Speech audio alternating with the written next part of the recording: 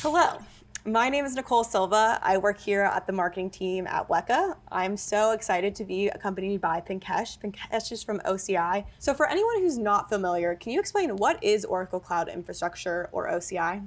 So Oracle Cloud Infrastructure is a public cloud which can be used by our customers to build and run a variety of workloads in a secure, highly available, fault-tolerant, and high-performant environment. Oracle Cloud provides the best performance for the lowest price.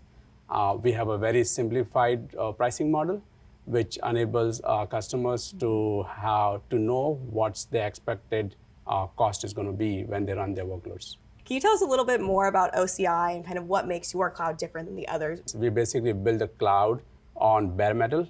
With the bare metal cloud, there is no virtualization. All of the virtualization is off the box. So this definitely enables to get much more better performance and security isolations. So Pinkesh, can you tell us a little bit more about how the testing looked? I was not involved in that process, and I know you were very ingrained, so would love to hear a little bit more about that. We basically use some of our dense I/O shapes, which comes with an RDMA networks. With the local NVMe SSDs, we can get high IOPS, and by using RDMA network, we can basically get the best throughput from the system. So we started with a small cluster first. We ran some tests. We basically did some baselining of that. Once we had the baselining, we started scaling up the cluster. We went from like 10 nodes to basically 80 nodes. We did some more testing, and then we basically eventually went to 373 nodes. So it's a pretty large cluster. That is quite a large cluster. Yes.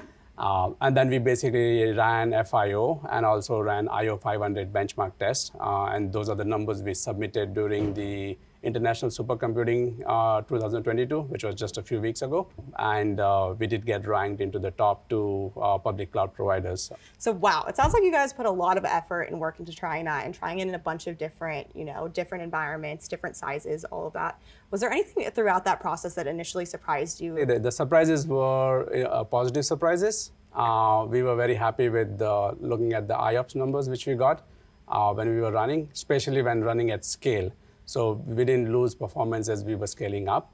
And in fact, we got up to like 17.4 million IOPS when we ran it on the 373 node cluster. Wow, that is like the mic drop moment. Can you repeat that again? That sounds an insane amount of... Yes, that's like 17.4 million IOPS on a 373 node cluster. Yeah, I feel like, for some people, when I first saw some of these numbers, I was like, whoa, was there a typo? Did someone put an extra digit in there? And it sounded like it just really was not the case. Yeah, I mean, like with this test, initially we had seen 1 terabyte for IO throughputs. Yep. Now with this one, we almost got 2 terabytes per second for IO throughputs. So that's almost doubling what we saw in the past. That is wild, like mind blown, 2 terabytes per second of throughput. Can you explain how that day-to-day is going to look like? What it means to the end customer is it takes less time to access the files, which in turn would mean that it takes shorter time for them to run their workloads and be able to finish their workloads faster. And in case of GPU workloads, you're basically making sure that your GPUs are more fully utilized and they're not waiting for the storage to deliver the data. You said a really key point there that I wanted to catch. So you said your GPUs are now more fully utilized. What does that translate to our customers' bottom line?